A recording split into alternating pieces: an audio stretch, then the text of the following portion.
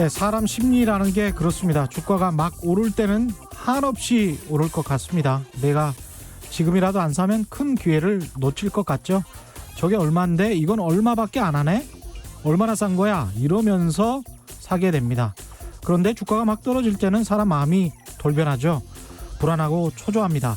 한없이 떨어질 것 같습니다. 이걸 왜 샀지? 그런 생각도 들고, 기업 가치에 비해 주가가 너무 비싸다는 생각에 때늦은 후회를 하게 되기도 하죠. 그러다가 심적으로 감당하기 어려울 정도로 떨어지면 그때 팝니다. 더 떨어질까봐. 주식시장만 그런 게 아닙니다. 가격을 놓고 조변 섞게 하는 사람 마음은 늘 똑같죠. 오르면 정말 사고 싶고 떨어지면 쳐다보기도 싫습니다. 부동산, 아파트라고 다를까요? 특히 집을 실제 거주할 목적이 아니라 투자할 마음으로 샀거나 사려고 한다면 그런 사람 마음은 끊임없이 변합니다. 살 사람이 갑자기 사라지면 갑자기 팔 사람들이 늘어납니다. 그게 시장입니다. 서울 아파트 시장도 마찬가지입니다. 네, 안녕하십니까. 세상에 이익이 되는 방송 최경영의 경제쇼 출발합니다. 저는 진실탐사 엔터테이너 최경영입니다. 유튜브 오늘도 함께 갑시다.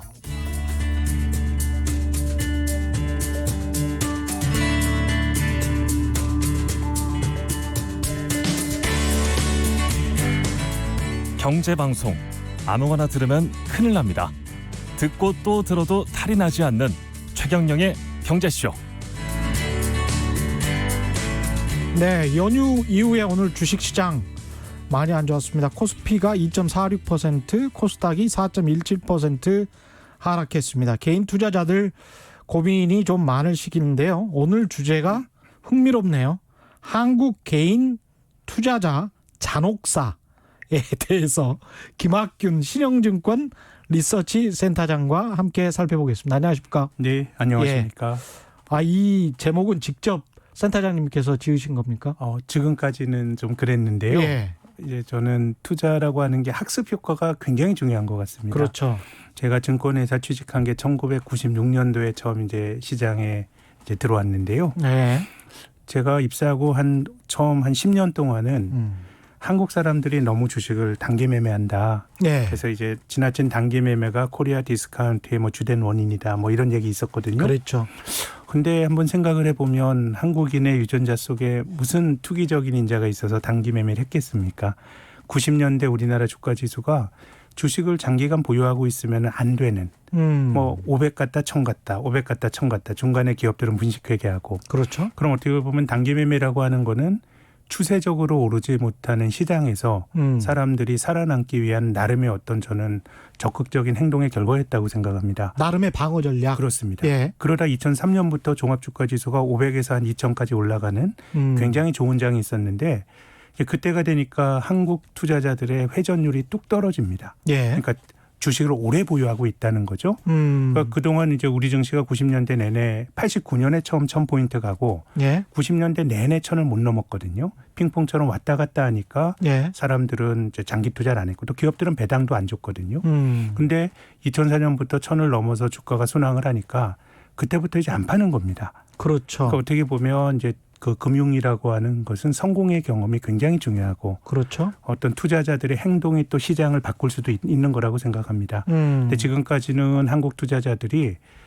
주식 투자를 통해서 집단적 성공의 경험을 저는 해보지 못했다고 생각합니다. 그래서 이번에 기록적으로 자금이 들어오고 있는데 조금 한번 이번에는 정말 좋은 경험으로 주가가 계속 올라야 된다 이렇게 생각하시면 안 되고요. 예. 어떻게 시장이 계속 오르겠습니까? 그렇죠. 또 조정장은 있는 거고 또 조정장은 또 버텨야 되는 것이고 그렇게 보면은 어떻게 보면 이번의 경험이 굉장히 중요하다고 생각합니다. 저는 증권회사 일하는 입장에서 한국 사람들이 길게 보면 한 10년 만에 주식 투자를 하는 겁니다. 그런 10년 겁니까? 동안 매매하고. 예. 근데 과거에도 주식 투자 붐이 있었는데 과거에는 좀 공교롭게도 4, 5년에 한 번씩 우리나라 사람들이 처음에 이제 주식에 몰입을 했던 게 80년대 후반에 3조 호황 때 이제 주식 투자가 대중화가 됐고 예. 이제 94년에 소위 1차 펀드 붐이라는 게 있었습니다. 예. 이제 우리가 그 직업으로서의 펀드 매니저, 자산운용사에서 주식을 사주는 전문 투자자 집단이 펀드 매니저가 신문에 막 오르내리고 했던 게 이 시점이고요. 예.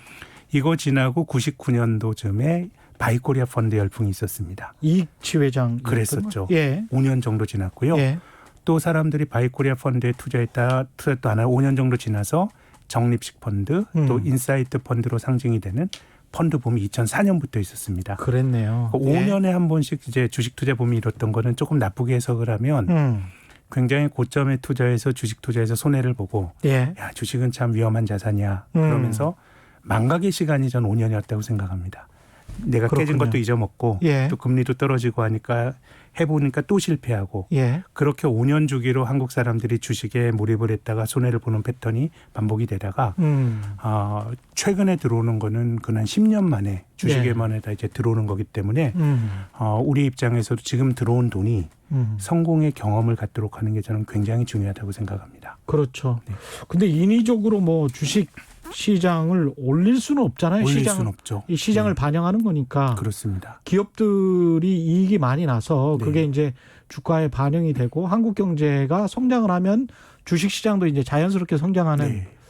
근데 이제 앞으로의 성장 가능성이 그렇게 높게 보이지는 않는데. 장기적으로 보면은 이제 우리가 개별 종목을 통해서 수익을 내는 거는 종목을 잘 고르면 네. 굉장히 큰 부를 얻을 수 있고 또 종목을 잘못 고르면 부도가 날 수도 있습니다. 그렇죠. 근데 뭐 우리가 일반적으로 투자라고 하는 거는 시장 전체에 우리나라를 대표하는 종합주가지수 뭐 이런 개념으로 보면 이 주가 지수를 설명하는 가장 중요한 변수는 뭐냐? 그럼 저는 지금 말씀하신 것처럼 장기적으로 경제가 커가는 것만큼 주가가 오릅니다. 그렇죠. 미국은 예. 2차 대전 이후로 이제 미국의 GDP, 물가 상승률이 반영이 된 명목 GDP가 연평균 한 7% 올랐고 예. 미국 S&P 500 지수도 연평균 한 7.2% 정도 올랐습니다. 우리나라는 80년대 이후로 명목 GDP가 한 11% 정도 올랐고 종합주가 지수도 한 8.5% 정도 올랐습니다. 예. 뭐 정확히 일치하지 않지만 그래도 경제가 커가는 것만큼 주가가 이제 올라가는데요.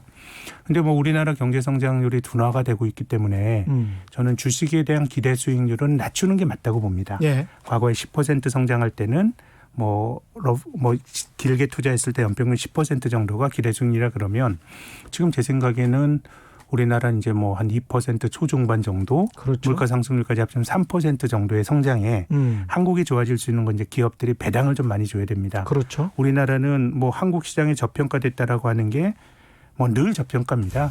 제가 뭐 증권회사 들어와서 한국 시장에 제가 빠진 적 한 번도 없습니다. 그렇죠. 2,600일 때도 저평가, 1,000일 때도 저평가, 500일 때도 저평가였거든요. 지금도 저평가. 지금도 저평가죠. 다른 나라에 비해서는. 그럼요. 예. 우리나라 그 주가 지수가 지금 뭐 기업들의 이익 규모로 보면 시장이 저평가됐다고 보기는 힘든데 기업들이 들고 있는 순자산 가치 대비로 보면 예. 한국 주가가 이제 저평가돼 있습니다. 투자하시는 분들은 PBR 1배 미만 뭐 이렇게 하실 텐데요. 저는 그 이유 중에 하나가 이제 배당을 기업들이 너무 안 주기 때문이라고 봅니다. 예. 뒤에서 말씀드리겠습니다마는 경제는 성장을 반영하는데 예. 성장률은 둔화가 되고 있는데 한국은 배당이라든가 지배구조 쪽에서 조금 올라갈 여지가 있다는 말씀 먼저 드리고요. 예. 장기적으로 이제 그 주가가 경제 성장을 반영한다 그러면 우리나라가 60년대 박정희 정권 이후로 경제 개발을 한 이후에 역성장을 했던 게요. 아마 올해 마이너스 성장을 한 게 높고요. 예. 올해 제외하면 1980년 2차 오일 쇼크, 예. 1998년 IMF 외환위기. 그렇습니다. 올해 제외하면 두 번밖에 없습니다. 그럼 경제는 주가는 성장을 반영하는데 예. 우리가 뭐 경기에 대한 비관론이 큽니다만은 이게 저성장 우려지 경제가 뒷걸음질 치진 않거든요. 그렇게 되면 장기적으로 주식은 떨어지기보다는 오를 확률이 굉장히 높고 예. 다만 경제는 굉장히 완만하게 움직이는데 주가 진폭이 큽니다. 예. 많이 오르면서 버블이 되기도 하고 또 급격하게 떨어지면서 이제 역버블이 생기기도 합니다. 예. 그렇기 때문에 주가의 진폭은 크지만은 주가 지수 자체는 너무 비관론의 편에 서기보다는 기본적으로 성장을 반영해서 오른다고 생각하시는 게 좋을 것 같은데요. 예. 조금 뭐 감이 안 오실 수도 있을 텐데 최근 20년 동안에 주가 지수가 2년 연속 떨어진 적도 없었습니다. 아, 그래요? 주가 지수가 3년 연속 떨어진 건 외환위기 때가 이제 유일하고요. 예. 2년 연속 떨어진 건 84년, 85년도에 조금 떨어진 게 있고 또 1990년, 91년도에 그때는 이제 3조 5왕 때 직전에 주가가 150부터 1000까지 예. 6배 오른 다음에 2년 연속 떨어진 게 있고 예. 외환위기 때가 3년 연속 하락이고요. 지난해 올랐습니까? 떨어졌습니까? 작년에 올랐죠. 올랐으면 예. 올해도 예. 어쨌든 또 플러스예요. 예. 이거 어떻게 보면 경제 주가가 경제를 반영한 것도 맞는데 사실은 주가라고 하는 걸 조금 더 자세히 살펴보면 기업의 가치를 반영하는 건데 지금 뭐 기업의 어떤 분배라든가 이런 것들이 가계보단 기업적으로 굉장히 이제 기업이 힘을 가지고 있는 그런 세상이 되다 보니까 그렇습니다. 예. 성장률보다 괜찮은 기업들은 형편이 훨씬 더 낮고 그렇습니다. 주가는 그걸 반영하는 거다 보니까 예. 제 생각에 시장은 너무 비관론에선에 펴는 것보다는 기본적으로 좋게 보는 게 이게 뭐 저는 승률이 높다란 말씀을 드리고 싶은데 근데 중요한 거는 투자라고 하는 거는 그 본질은 싸게 사서 비싸게 파는 게 투자라는 게임에서 이기기 위한 하나의 어떤 그 승패를 가는 요인이거든요. 그렇죠. 그러면은 싸게 산다라고 하는 건요. 일단 본인이 공부를 해야 됩니다. 예. 시장이란 게 어떻게 보면 집단 지성이 발현되는 건데 이건 나는 굉장히 싸다라는 나의 결정을 내렸을 때 사람들이 그 주식이 모두 싸다고 생각을 하면 주식이 싸지 않겠죠. 예. 그래서 약간의 역발상도 필요하고 남들보다 저평가된 주식을 먼저 찾아내는 또 지혜도 필요합니다. 그렇죠. 그러면은 내가 싸다고 생각해서 주식을 샀어요.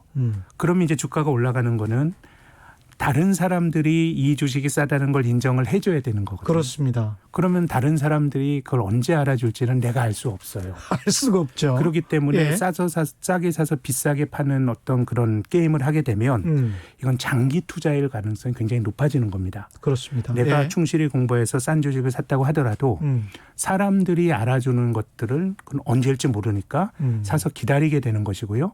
그 기다리는 과정을 조금 더 견딜 수 있게 해주는 게 배당입니다.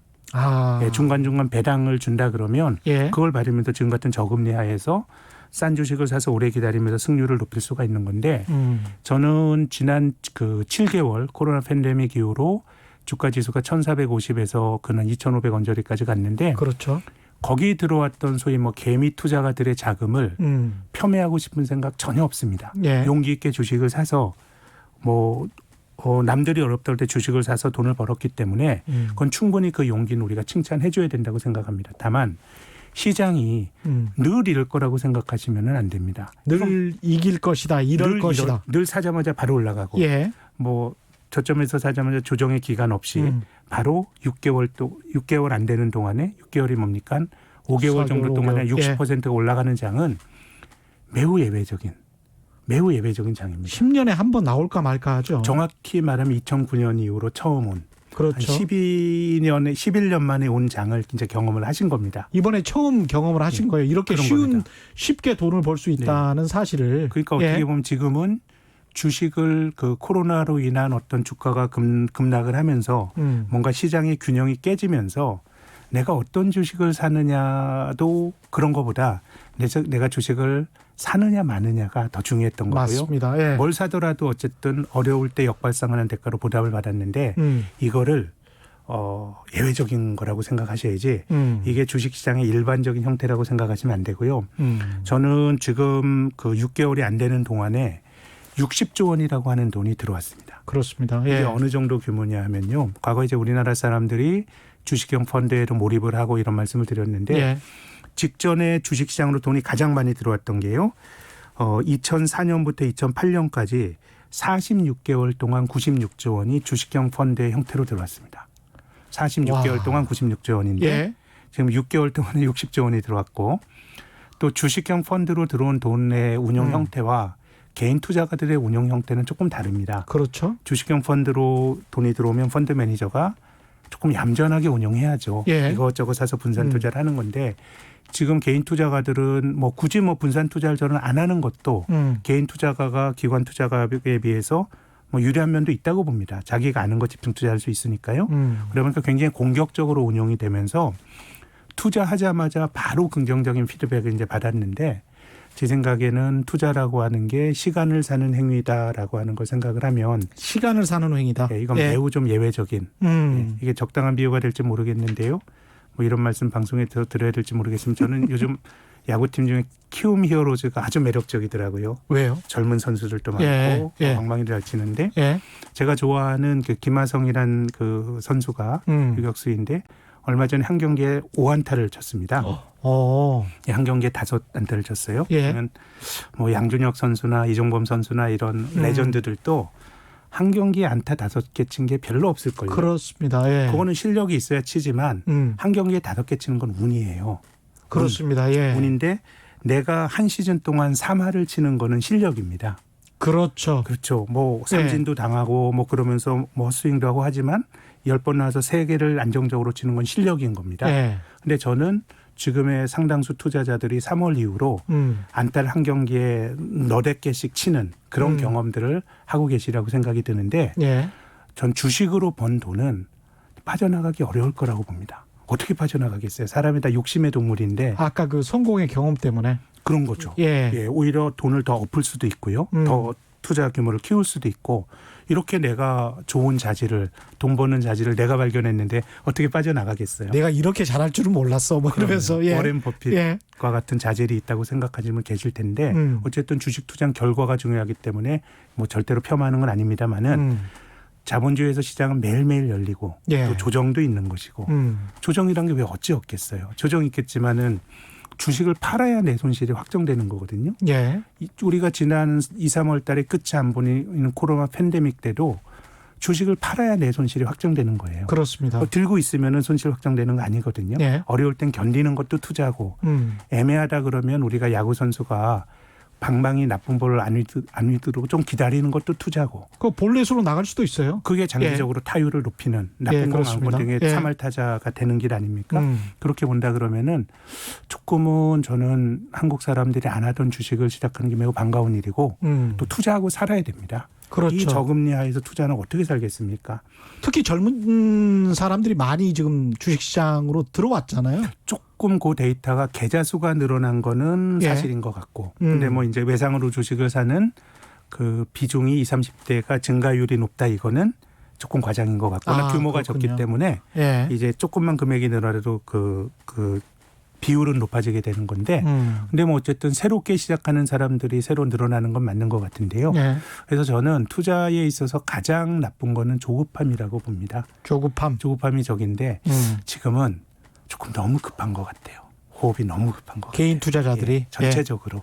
너무 빨리 사고 판다는 말씀인가요? 아니면 너무 이제 수익에 대한 어떤 조급증 같은 것들이 지금 글로벌하게 금 가격이 최근에 많이 오르지 않았습니까? 올랐는데 우리나라 KRX에서 거래가 되는 금 현물 가격은 국제 시세가 한 1950불 할 때 오늘 2100불이 넘어갔어요. 그렇게 가격 차가 발생할 수도 있는데 조금은 우리가 3월 이후 경험했던 그런 장은 매우 예외적이고 그렇게 숨가쁘게 뭐 바이오 샀다 온텍트 샀다 우리가 상식적인 직관을 가지고 주식을 사면 돈을 벌 수 있었는데 대부분의 주식 투자라고 하는 거는 조금 회색에 매우 좀 희미한 사서 잘 안 되더라도 기다리는 또 미덕이 필요할 때도 있고 이런 건데 조금은 호흡이 좀 급한 거 아닌가라는 조언을 좀 드리고 싶고요. 과거에 이제 우리나라 사람들이 4, 5년에 한 번씩 주식을 했던 것도 너무 급했기 때문이에요. 그러니까 앞서서 이제 오프닝 하신 것처럼 이게 참 사람 마음이 묘한 게 자산은 싸게 사서 비싸게 팔아야 되는데요. 올라갈수록 겁이 없어집니다. 그렇죠. 쌀 땐 겁이 더 많아집니다. 옆 사람이 막 보는데. 상대적인 박탈감, 비교를 통해서 상대방이 벌다 보니까 예를 들어서 상대방이 최근에 주식을 해서 바닥에서 한 2배 번 분들, 종합주가지가 60% 올랐으니까 배 번 분들도 계실 겁니다. 3월 저점 대비하면은. 그렇죠. 그럼 주식 지금 투자하는 사람들의 경우는 배를 바라고 들어간 사람은 거의 없을 것 같고 금리가 얼만데 저 사람 배를 벌었네. 나는 뭐 한 10% 15% 벌자는 걸로 하다가 덥석 이제 손해를 보기 시작하는 게 사람들의 속성인 것 같은데요. 그렇습니다. 근데 이제 올라갈 때 겁이 없어지는 이유가 어떤 상대방과의 비교를 통한 상대적 박탈감도 있지만 사람이 가진 인지적인 속성도 전 있다고 봅니다. 인지적 속성. 어떤 의미냐면요. 모든 투자는 미래를 전망하는 게 게임의 본질이거든요. 그렇습니다. 근데 미래는 냉정하게 말하면 알 수가 없어요. 그렇죠. 예측을 할 뿐입니다. 음. 그렇기 때문에 사람들이 가진 예측이란 행위에 내재가 된 인지적 속성은 내가 지금 보는 거나 내가 경험한 가까운 과거가 미래에도 비슷하게 될 거다라고 믿는 인지적 편향이 있는 것 같아요. 맞습니다. 예. 그래서 증권회사들이 10월, 11월 달에 다음 해 주가 전망을 하거든요. 유심히 살펴보시면 그 전망이 나오기 직전의 흐름과 내년 전망이 똑같아요. 유사하게 나오는 경우가 매우 많습니다. 맞습니다. 이건 뭐 예.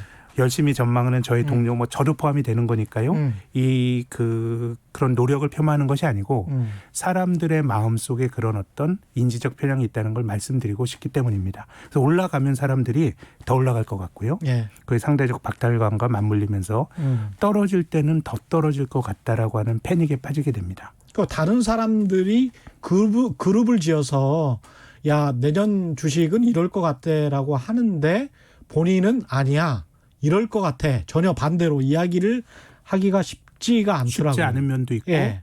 또 주가가 올라가 버리면은 뭐 말하기가 되게 어려워집니다. 그렇죠. 뭐 지금 주가 지수가 이렇게 막 그 우길 승천하듯이 올라간다 그러면 거기에 대해 반대 입장에 서는 게 굉장히 좀 어려워지게 되는 그렇습니다. 거고요. 예. 그래서 이제 모든 전망이란 건 어떻게 보면 주가에 수렴이 되는 경향이 있는 것 같아요. 그래서 마음이 시키는 대로 하면 주식을 안 하다 비쌀 때 하게 되고요. 예. 과거 우리나라 사람들이 주식 투자를 하면서 바이코리아 펀드, 과거에 뭐 인사이트 펀드류에 했던 그 손해를 봤던 핵심적인 이유는 너무 비쌀 때 들어왔던 거예요. 너무 좀 늦게 들어간 너무 거죠. 늦게 들어왔죠. 예. 근데 이번은 조금 다른 면이 있어요. 왜냐하면 1,400대 들어와서 예. 1,400은 16년, 14년 전 주가 수준입니다. 2006년 수준에 들어와서 여기까지 올라왔기 때문에 예. 과거와는 다른 측면이 분명히 그렇죠. 있습니다. 예. 상투를 잡은 건 아닙니다만은 근데 이제 올라오는 과정들이 너무 빨리 진행이 됐기 때문에 지금도 전체적으로 한국 주가도 역사적 고점 부근입니다. 예. 우리 뭐 역사적 최고치가 2,600인데 그렇죠. 뭐 우리가 지난주에 기록했던 주가의 10% 모르면 역사적 고점이고 미국이라든가 이런 나라는 길게 보면 글로벌 금융위기 이후로 2009년부터 11년 올라온 고점 그렇습니다. 부근이니까 예. 뭐 조정이 언제라도 그 조정이라는 게 단기적인 조정이 그칠 수도 있지만 1, 2년짜리 조정, 2, 3년짜리 조정이라는 게 뭐 언제 당연한 와도 것. 이상한 건 아니에요. 예. 시장에는 늘 사이클이 있는 거니까. 그렇습니다. 예. 그렇게 본다 그러면은 조금 결국은 자기가 가진 자산에 대한 이해나 공부가 필요한 것 같아요. 자기가 가지고 있는 내가 자산에 들고 대한 있는 자산. 그 기업에 관한 예, 공부를 조정이 말씀하시는 거죠? 있더라도 예. 과연 내가 이거 안 팔 수 있는 자산인지 제 생각에는 종합주가지수나 이런 시장에 대해서는 나쁠 때 팔 필요는 없다고 생각해요. 아까 예. 말씀드린 것처럼 결국 경제는 주가는 성장을 반영하기 마련인데 경제는 역성장하기보다는 결국은 커지는 경우가 많으니까 예. 그래서 시장에 대해서는 제 생각에는 뭐 비관론의 편에 드는 건 맞지 않아 보이고요. 기다리면 저는 기회가 올 거다라고 늘 생각을 하는 쪽입니다. 예. 그리고 또 주가 지수에 대해서 한 가지 설명을 더 드리면 미국에서 제일 그 좋은 주식 이게 예. 다우 30이라 그러죠. 그러니까 예. 거래되는 종목 6,000개 중에서 제일 좋은 30개를 뽑아놓은 게 다우 지수인데요. 다우 지수가 1896년부터 근 120년 역사가 있는데 120년 전에도 있고 지금도 들어가 있는 종목은 없습니다. 그러니까 다우 지수가 장기적으로 오른 하나도 거는 없나요? G라고 하는 게 예. 그 20세기 초에 들어갔다가 얼마 전에 예. 빠졌죠. 예. 에디슨이 만든 회사가요. 그러니까 다우 지수가 오를 수 있는 거는 어떻게 보면 나쁜 것 빼고 좋은 거를 계속 갈아 낍니다. 그러네요. 예, 2008년 글로벌 금융위기가 났을 때 AIG라고 하는 전 세계에서 제일 큰 보험회사가 그 CDS라고 하는 그 파생 상품을 팔다 부도 날 위기에 몰렸거든요. 예. 그때 이제 다우존스사에서 뭘 했냐면 AIG 빼고 애들 그 먹는 과자 만든 굉장히 안정적인 크래프트라는 회사를 넣습니다. 예. 그러니까 주가 지수라는 거는 어떻게 보면 나쁜 것 빼고 좋은 거를 계속 갈아 끼니까 예. 떨어지기보다는 올라갈 확률이 굉장히 높고요. 코스피 200도 마찬가지인 거죠? 코스피 200도 그렇고 코스피의 경우는 예. 다우처럼 좋은 거 30개를 꼽아놓은 건 아닙니다. 예. 그 뽑은 건 아닙니다만은 코스피에도 상장 폐지 제도라는 게 있습니다. 나쁜 건 끊임없이 배제시켜 버립니다. 예. 그러니까 우리가 주가 지수라고 하는 것이 어떻게 보면 승자의 기록이기 때문에 그렇군요. 장기적으로 보면 나쁠 때 안 팔고 기다리고만 있어도 어떻게 보면은 계속 어려워지기보단 기회가 있을 수가 있고요. 은행 이자보다는 나을 수가 있겠습니다. 그렇죠. 특히 예. 한국은 배당 기업들이 저는 지금처럼 앞서는 성장이 둔화가 되고 성장이 둔화가 된다라는 거는 기업들이 투자해도 돈 벌 기회가 별로 없다는 거거든요. 예. 고성장을 할 때는 기업들이 배당을 안 주는 게 흠이 되지 않았습니다. 그렇죠. 지금 뭐 아마존, 구글 배당 안 줍니다. 근데 주주들이 뭐라 그러지 않거든요. 예. 기업이 돈 벌 기회가 굉장히 많은 기업의 경우는 배당을 통해서 그 부를 주주들에게 일시적으로 나눠주는 것보다 재투자를 해서 더 수익성 높은 데서 돈을 버는 게 장기 투자하는 주주들의 그 이해가치에 부합이 되는 건데요. 그렇죠.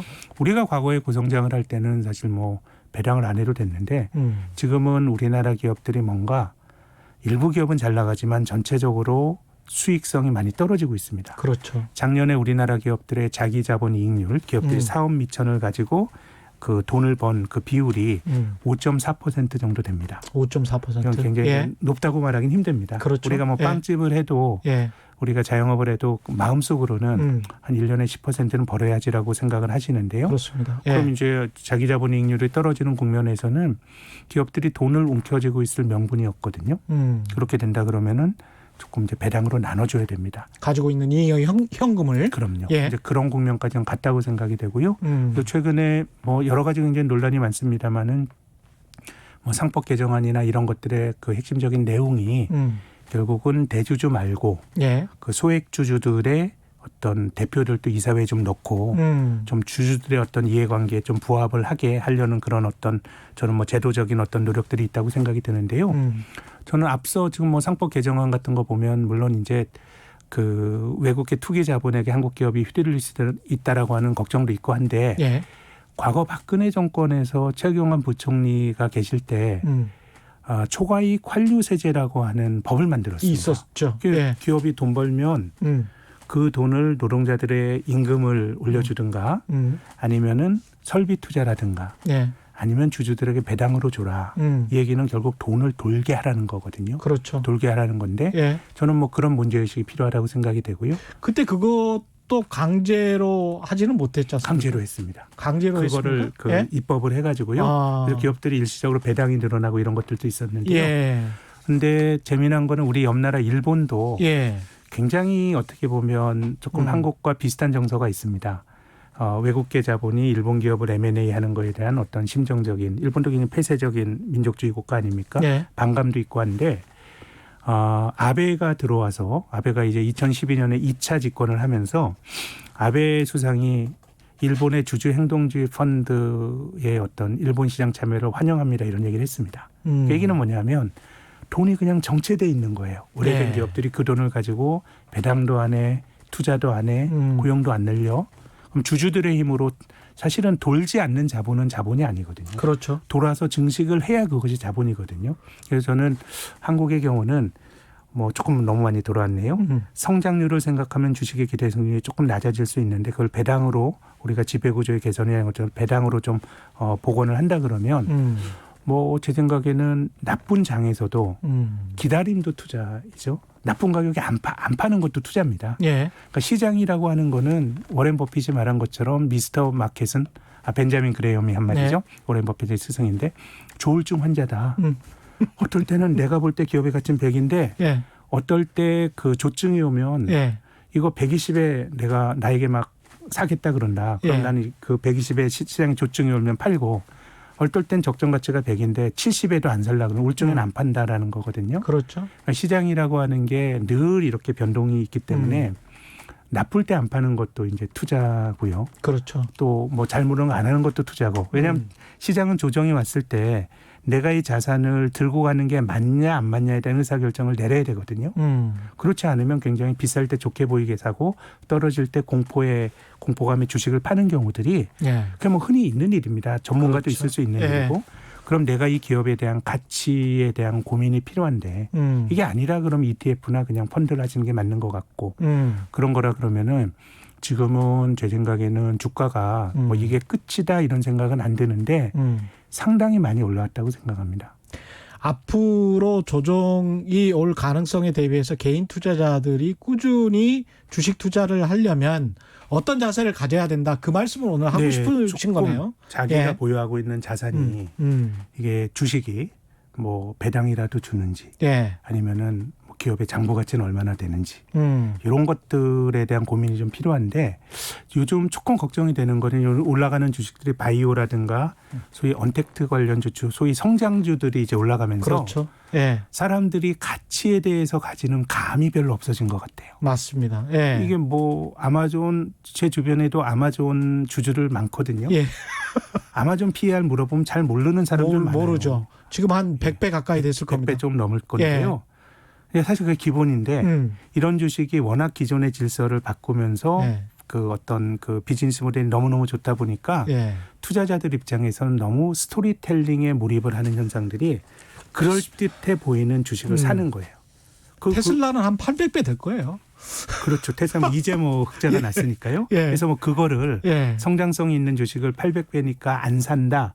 좀 뭐 이런 말씀을 드리는 건 아니고 내 마음속에 계산이 있어야 돼요. 맞습니다. 지금은 계속 올라가다 보니까 계산이 없어도 시장이 나를 벌어주는 건데 저는 주식 투자를 해서 돈을 번 분들을 보면 한 번은요. 내가 똑똑해서 벌었는지 시장이 벌어주는지는 명확치 않아요. 그렇죠. 대부분은 내가 똑똑해서 번다고 생각하는데 저는 주식시장의 그 아주 불멸의 진리 중에 하나는 늘 사이클이 있는 거거든요. 착각하지 말아라. 뭐 사이클이 이런 있으니까 없을 때도 잘 버텨야 되는데 첫째 내가 내가 가지고 있는 주식에 대한 어떤 가치 이런 부분들에 대해서는 본인이 좀 공부를 해야 된다고 생각하고요. 한편으로는 뭐 그런 거 복잡하게 언제 공부해 그러시면 안 되죠. 이건 우리가 평생 해야 되는 거니까. 맞습니다. 평생 해야 되는 거니까 내가 운 좋게 뭐 동네 야구에서 안타를 5개 뭐 칠 수도 있지만 꾸준히 그 승률을 높이는 건 내 실력이니까요. 그러니까 공부를 좀 하셔야 되고 특히 저는 요즘 너무도 좀 안타까운 거는 배당이 가진 중요성이 많이 폄하가 되는 것 같아요. 주식에서 돈 버는 거는 시세 차익이 올라가는 것도 있고 두 번째는 배당을 통해서 안정적으로 돈을 버는 게 있는데 배당이라고 하는 건 내가 장기 투자할 수 있는 명분이 되기도 하는 거고요. 또 개인 투자가 입장에선 배당이란 개념이 굉장히 좋은데요. 왜냐하면 기업 입장에서는 배당금을 주다가 배당금을 줄이는 거는 기업 입장에서 매우 하기 싫은 일입니다. 왜냐하면 배당을 한 해 1,000원 줬다 500원을 줄이면은 시장에다 대고 우리 기업 형편이 나빠졌어요라고 하는 걸 말해주는 거거든요. 그렇죠. 그렇기 때문에 좋은 기업은 이익이 2배 늘었다 그래서 배당금을 2배 늘리지도 않고요. 이익이 조금 줄어들었다 그래서 배당을 줄이지도 않습니다. 또 배당을 주는 거는 그 회사의 철학이나 비즈니스 모델이 반영이 된 겁니다. 아주 고성장하는 기업도 아니고 어느 정도 기업들이 그 쌓아놓은 유보를 주주들에게 나눠주는 행위가 배당이기 때문에요. 배당은 굉장히 안정적인 잘 줄어들지 않는 요인이기 때문에 개인 투자가 입장에서도 한 10년 정도 배당을 줬던 기업들을 좀 나름대로 리스트업을 해가지고 그 안에서 앞으로의 실적이나 이런 걸 가늠하면서 좀 배당이란 거는 저는 개인 투자가도 잘할 수 있는 그런 개념인 것 같아요. 굉장히 경직적인 변수기 때문에 그렇기 때문에 안 변한다.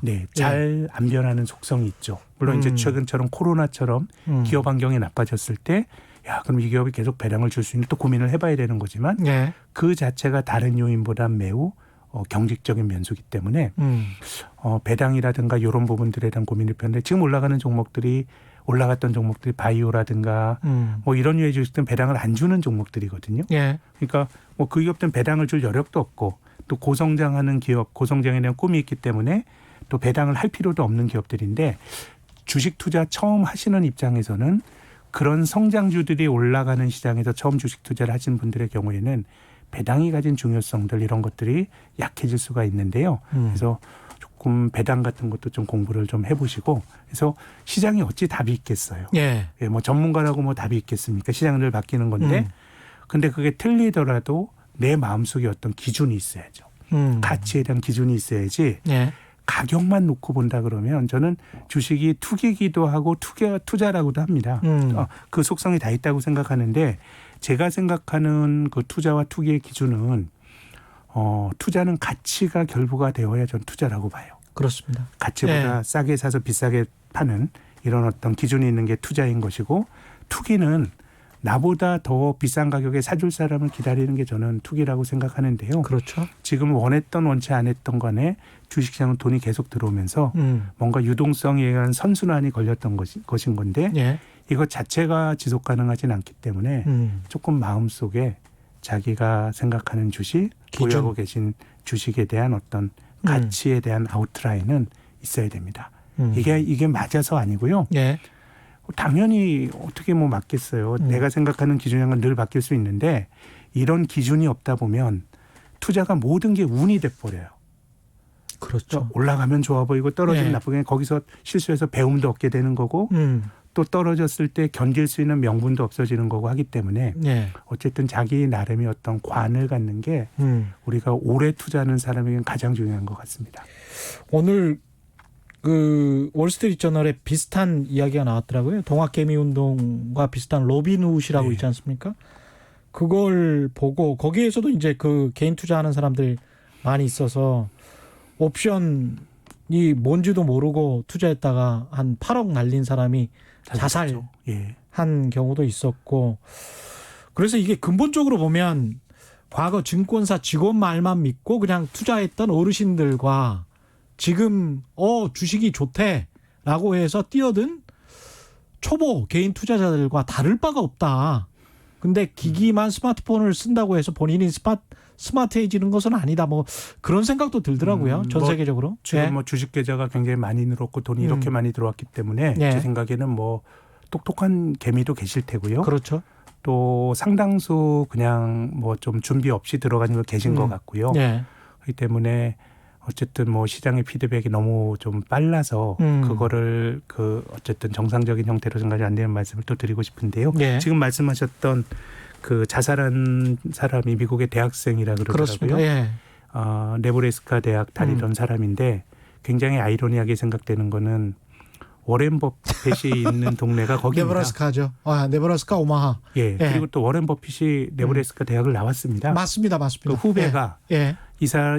그 죽은 친구는 옵션 하다가 죽었다고 하더라고요. 옵션은 굉장히 어떻게 보면 현물과 상관없이 옵션 하는 거는 굉장히 이제 외상으로 그렇죠. 레버리지를 높여서 하는 약간 홀짝 게임 비슷하게 그렇습니다. 되는 건데 예. 이 자살한 대학생의 아주 까마득한 선배인 워렌 버핏은 파생 상품은 대량 살상무기다 굉장히 그렇죠. 폄하했었는데 예. 근데 뭐 결과만 좋으면 사실 투자는 저는 뭐 우량주를 사서 돈을 버는 것보다 뭐 소위 잡주를 사서 우량주 사서 깨지는 것보다 잡주를 사서 돈을 버는 게 결과적으로 는 더 좋다고 생각하는데 그러세요? 근데 문제는 확률인 거죠. 예, 확률이죠. 그걸 확률. 계속 하다 예. 보면 이게 승률이 높은 거냐라 그러면 이제 그게 확률이 떨어지기 때문에 제가 그건 결국은 장기적으로 좋지 않다라고 말씀을 드리는 건데 뭐 이분도 어떻게 보면 옵션이란 게 홀짝 게임 비슷하게 레버리지를 높여서 하다 보니까 손해를 보는 거고요. 그런 점에서 보면 저는 지금 외상으로 거래하시는 거는 조금 위험한 그렇죠. 권역까지 온 것 같아요. 예. 왜 그러냐면 이게 장기적으로 뭐 시장이 나빠질 거다 뭐 이런 확신이 드는 건 아니지만 지금의 3월 이후로 주가가 올라온 과정은 매우 예외적으로 단기간에 주가 지수가 별 조정 없이 뭐 오늘 꽤 많이 떨어졌습니다마는 뭐 제대로 된 조정이 별로 없이 주가 지수가 60% 올랐거든요. 예. 그러면은 긴 추세랑 상관없이 단기적으로 10% 15% 조정은 나올 수가 있습니다. 아무리 강한 강세장도 그러면서 주가가 올라가는 거거든요. 예. 근데 이런 식으로 주가가 단기간에 조정 없이 올랐을 때 내가 외상으로 주식을 들고 있으면 전 앞서서 주식이라고 하는 거는 시간을 사서 시간을 견디는 사람이 승자가 되는 게임의 속성이 있다고 말씀을 드렸는데 신용이라든가 미수로 주식을 사면 시장을 이길 수가 없어요. 그렇죠. 주가가 떨어지면은 증권사에서 담보가 부족하면 팔아버리거든요. 그렇습니다. 그러니까 이거는 전 주식 투자라는 게 조정이 언제 올 거냐를 맞추는 것도 이것도 저는 그 신의 영역이라고 봐요. 그렇습니다. 조정이 오면 네. 주식을 조금 덜고 조금 현금 비중을 높일 수는 있어도 내가 강세장에만 주식을 가지고 있고 약세장에선 주식을 안 가지고 있고 올라갈 때 현금에다 주식으로 100% 받고 이런 사람이 있을 수 없어요. 어떻게 그러겠어요? 그 백투더 퓨처 보면 그런 거 나오잖아요. 네, 백투더 퓨처 정도는 되어야 예. 뭐 미래에서 과거로 돌아와야 그렇죠. 그 패를 읽는 예. 사람이야 그럴 수 있고 그냥 약세장에서 주식을 가지고 투자자는 그냥 약세장을 맞이하는 거예요. 워렌 버핏도 그렇고. 그렇죠. 그랬을 때 이게 약세장에서 내 기업이 안 망할 거고 또 과하게 빠진다면 더 사든가 그렇죠. 아니면 뭐 가지고 버티다 보면 이제 기회가 있는 건데 그래서 저는 주식 투자가 가진 가장 중요한 어떤 그런 속성은 만기가 없다는 거라고 생각합니다. 전 ELS 같은 상품이 가진 속성도 나쁜 속성도 만기가 있다는 게 나쁜 거예요. 그렇습니다. 예. 예. 내 돈 가지고 하게 되면 내가 나쁜 가격에 팔아야 손실이 확정이 되는 거거든요. 대출 받는 것도 만기가 있는 겁니다. 그럼요. 예. 만기가 있을 뿐만 아니라 예. 그 미스터 마켓 조울증이 있는 마켓이 변하게 되면은 주가가 떨어지게 되면 그 가치보다 가격이 많이 떨어지게 되면 우리가 이상적인 투자자는 그때 안 팔거나 사야 되는데 그렇죠. 내가 외상으로 주식을 사게 되면 증권회사에서 알아서 담보 비율이 부족해서 팔아버리거든요. 그렇습니다. 그럼 예. 이거는 주식 투자가 가진 가장 중요한 속성인 내 돈 가지고 투자하면 약세장이 오더라도 버티면은 이길 수 있는 기회를 상실할 수가 있기 때문에 예. 지금 같은 국면에서는 제 생각에는 너무 주가가 조정 없이 올라왔기 때문에 장기적인 낙관론 비관론과 전혀 상관없습니다. 네. 이랬을 때는 변동성이 좀 커질 수가 있을 때는 신용이나 미수로 주식 사는 거는 승률을 높이기가 어려운 그런 굉장히 중요한 말씀 해주셨습니다. 예, ELS도 만기가 있는 것이고 대출도 만기가 있는 것이고 그걸 우리가 컨트롤할 수가 없습니다. 네. 예, 통제할 수 없는 변수가 돼버리기 때문에 이번에 워런 버핏이 금광 회사를 샀잖아요. 네네.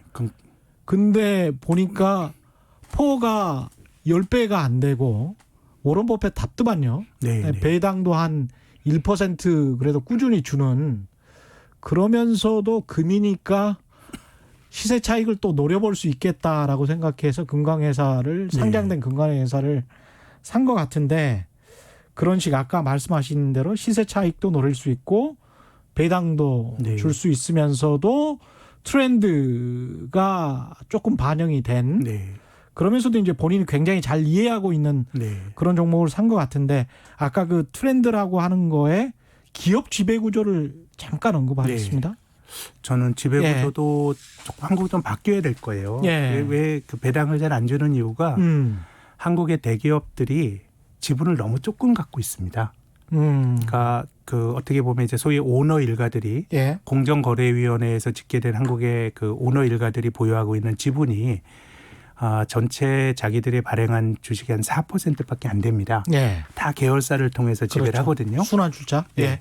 그러면은 이들 입장에서 생각해 보면 배당이라고 하는 거는 자기들 지분은 4%밖에 안 돼요. 예. 그럼 나머지 96% 주주들과 나눠 갖는 행위거든요. 그러니까 이제 배당이라고 하는 게 다수 주주와 소위 오너라고 하는 지배력을 가진 주주들에 간의 이해관계가 좀 불일치되는 면이 있고요. 그렇죠. 또 두 번째는 이건 한국 사회에서 굉장히 좀 논란이 되는 이슈이긴 한데 저는 상속세를 조금 낮춰줄 필요가 있는 거 아닌가 이런 생각입니다. 예. 할아버지에서 손자까지 가면 경영권이 뭐 다 그런 건 아닙니다만은 없어질 수도 있으니까 이런 대기업의 오너들이 어떤 일을 했냐 하면 배당을 통해서 나머지 주주들과 부를 나누는 걸 한 게 아니라 장외에 자기 지분율이 높은 일부 회사를 만들어 기업의 부를 빼돌리는 겁니다. 그렇습니다. 전 상속세 재원 마련과도 연결이 됐다고 생각하거든요. 터널링이라고 하죠. 그렇죠. 예. 그러니까 기업이 우리 주가가 디스카운트가 된 거거든요.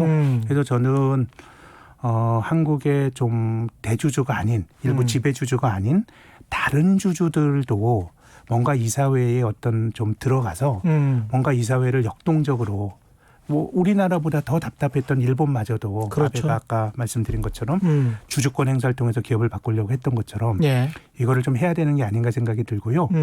물론 이제 뭐 그 주식시장이라고 하는 게 주주들이 이해관계가 거의 뭐 장기적이냐 팔고 네. 나가면은 그만인 주주들이 기업을 단기적으로 휘둘를 수 있다라고 하는 것도 저는 뭐 생각할 수 있는데 근데 우리나라가 외국계 그 자본의 공격을 받은 사례가 몇 번 있습니다. 예. 근데 그래서 뭐 불행한 기업이 있었습니까? 지배구조 좋아져서 그 기업의 오너들이 재수혜주가 됐어요. 소위 맞아요. 적대적 M&A 몇몇 사례들을 보면요. 예. 그래서 뭐 돈을 더 벌었어요. 그럼요. 최대 예. 수혜자가 뭐 투기 자본은 팔고 나갔지만 그렇죠. 팔고 나간 다음에 주식이 뭐 두세 배 올라가지고 우리가 잘 아는 모모 그룹의 회장들은 돈을 가장 많이 벌었기 때문에 저는 뭐 일부 시장에서 그런 노이즈가 뭐 있을 수 있습니다만은 그게 뭐 그렇게 있을 수 있는 일이지 그것 예. 자체가 뭐 결정적인 핸디캡이라는 생각은 좀 들지 않고요. 네. 뭐 전체적으로 한국 주가가 조금 더 오를 수 있는 거는 앞서 말씀드린 것처럼 성장이 둔화된다 그러면은 배당이라든가 어떤 주주권 행사를 통해서 조금 더 밸류에이션이 높아져야 되는데 예. 좀 그런 어떤 제도가 마련이 된다 그러면 제 생각에는 주식시장에서 그렇게 부정적으로 해석하기보다는 조금 기회로 해석될 여지가 저는 충분히 있다고 봅니다. 그런 식의 이제 기업 지배구조 개선을 말씀하셨던 것 같고요. 하비님은 내 이야기하는 듯한 느낌은 뭘까요? 라고 말씀하셨는데 아마도 이제 비쌀 때 사고 쌀 때 예. 네, 비쌀 때 사도요. 예. 앞서 제가 한국 사람들이 주식 투자에 실패했던 요인이 과거 펀드 붐, 지금은 뭐 성공의 길로 현재까지 왔다고 평가할 수 있고요. 예. 뭐 바이코리아 펀드, 인사이트 펀드도 한 6, 7년 들고 있으면 벌었습니다. 그렇죠. 결국 바이코리아 갔어요. 펀드 같은 경우는 한 10년 후에 보니까 수익률이 굉장히 엄청났어요. 많이 올라갔어요. 예. 그래서 아까 말씀드린 시장은 그 자체가 뭐 흐름을 잘 타서 돈을 벌게 되고 이런 것도 있지만 조울증 환자이기 때문에 어떻게 보면 기다리는 것도 미덕이 될 수가 있는 거기 때문에요. 10년을 기다린 사람들은 근데 거의 없잖아요. 그러니까 내 돈 갖고 하고 또 나름 가치에 대한 생각이나 또 시장에 투자한 거는 낭패 보지 않는다라는 믿음이 있으면 그렇죠. 거창하면 그게 뭐 철학이 될 수도 있는 거고요. 그래서 뭐 저는 꼭 뭐 10년 기다리는 건 너무 길인데 예. 그렇지 않더라도 지금은 제 생각에는 언제 약세장이 오더라도 사이클은 늘 이제 다운턴이 오게 또 기회가 또 되는 거거든요. 그게 예. 그런 거기 때문에 뭐 그것도 견딜 수 있고 예. 내가 견딜 수 있는 어떤 주식인지 예. 내 돈의 성격이 그런 돈인지 이런 것들을 좀 고민을 좀 많이 해보시라는 조언을 꼭 좀 드리고 싶습니다. 근데 이제 센터장님 그 뉘앙스에 곧 약세장이 올 것 같다 이런 그건 아니고요. 근데 예. 다만 이제 뭐 복잡한 분석은 아니더라도 예. 비슷비슷한 유형의 종목들이 길게 보면 이제 글로벌 전체적으로 미국의 경우는 2009년부터 11년 올랐으니까 예. 뭐 아주 예외적으로 지금 올라가는 게 매우 평균에서 벗어난 예외적인 흐름이니까 예. 반대편의 생각은 뭐 아주 뭐 비관론자가 아니더라도 뭐 1, 2년짜리 조정 뭐 이런 것들은 저는 뭐 충분히 생각할 수 있다고 봅니다. 그래서 투자의 예. 본질이 예. 조정이 오는데 그 전에 어떻게 잘 팔고 현금화시키고 이런 거는 아니라는 말씀을 꼭 드리고 싶은 거죠. 그렇죠. 예. 근데 보통 투자자들은 1, 2년짜리 조정이라고 하면 굉장히 고통스러운 굉장히 긴 시간이라고 생각을 하는데 센터장님 말씀 들어보면 그게 이제 항상 늘 있어 왔던 것들. 그럼요. 예. 역사 속에 있었고 그것이 또 기회가 됐던 것이죠. 예. 하이든님은 그렇지만 기술의 발전 속도가 엄청나게 빨라지고 있고 그런 시장에서 한국 투자 습관이 의외로 잘 맞을 수도 있지 않을까요? 이런 질문을 하셨네요. 그러니까 사고 팔고 자주 이런 것들이. 네. 예. 근데 그게요. 올라가는 장에서는 그 타이밍이 잘 맞는데요. 그것도 어느 정도는 시장이 만들어지는 측면이 있다고 맞습니다. 봅니다. 예. 그 제가 어디에서 보니까 긴 주식의 역사에서 보면 뭐 1년으로 치자면 오르는 그 길은 한 열흘? 뭐 많이 오르는 길. 많이 오르는 길은. 예. 그래서 그 날짜를 향유할 수가 없다. 계속 주식을 가지고 있지 않으면. 주식을 들고 있어야. 예. 그렇죠. 미국이 뭐 어떤 이제 80년에서부터 예. 2000년까지 주가 82년부터 다우지수가 7배 올랐거든요. 예. 7배 오르는데 그 7배 오른 거에 한 절반 이상을 예. 한 30일 오른 게 설명을 하더라고요. 그러니까요. 그러니까 주식을 늘 들고 있어야 된다라는 거죠. 예. 그러니까 항상 조금씩 오르는 게 아니고 그럼요. 어떤 시기에 폭등하는데 그때 내가 현금을 가지고 있으면 네. 상대적으로 이제 배제가 그러니까 되는 거죠. 어느 정도는 뭐 현금 비중 제고라고 이런 건 있을 수가 있는 건데 우리가 올라가는 장을 정확히 맞춰서 그럴 수가 전부 없으니까. 현금화 시켜서 예. 약세장을 가지고 있다 바닥에서 주사 이런 건 있을 수가 없다는 거죠. 그렇죠. 예. 알겠습니다. 오늘 말씀 감사하고요. 지금까지 신영증권 김학균 리서치센터장과 함께했습니다. 고맙습니다. 감사합니다. 예, 저희가 준비한 최경영의 경제쇼는 여기까지였습니다. 저는 KBS 최경영 기자였고요. 지금까지 세상에 이익이 되는 방송 최경영의 경제쇼였습니다. 고맙습니다.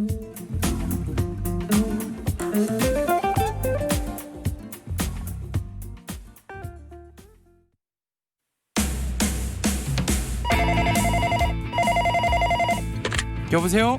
저는 시사계 황태자